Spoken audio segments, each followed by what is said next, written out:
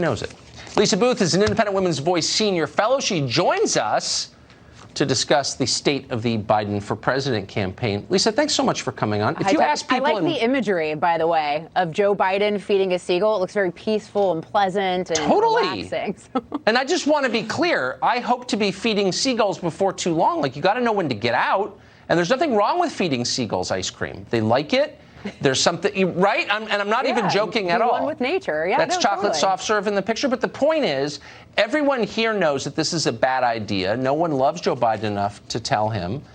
And you got to sort of like marvel at the panic of a party that's realized they put all their eggs in a basket that, you know, should be in Florida feeding seagulls. Well, he is obviously a terrible candidate. Objectively, he's a bad candidate, which is why reportedly President Obama pushed him out in 2016 and tried to push him out again in 2020. That's someone who knows him best. Someone he ran alongside Joe Biden. He knows the ins and outs of him as a candidate and pushed him out once and tried to do it again. But look, Tucker, we're at a time just days away from Iowa, the Iowa caucuses.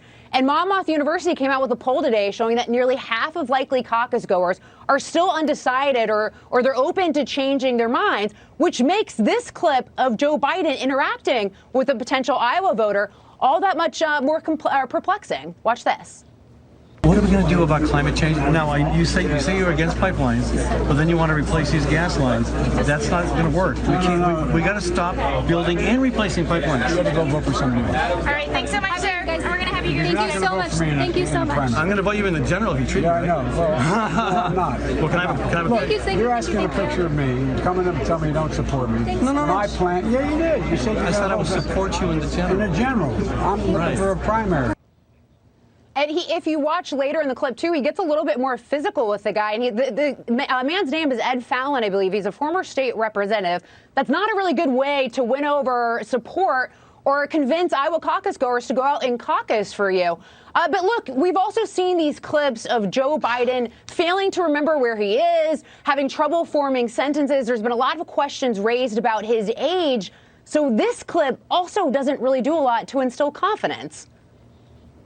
I can think of at least 8 women, and at least 4 or 5 people of color that I think are totally qualified to be vice president of the United States. But for me, it has to be demonstrated that whomever I pick is 2 things. One, is capable of immediately being president, because I'm an old guy, okay?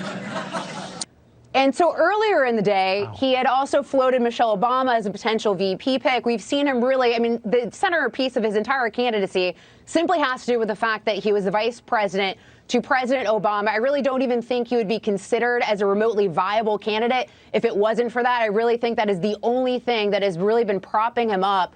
And the fact of looking at some of these other candidates like Bernie Sanders is maybe not the best alternative for some of these Democratic primary voters. I've covered a lot of campaigns. I've never seen a candidate predict his own death or say so clearly, I may not make it to the end of my first term. Yeah, I think it's a poignant moment. I just want to be really clear. I'm not criticizing him. I've never seen anything like that. It's amazing. Lisa Boothe, great to see you. Thanks, Tucker. Good to see you.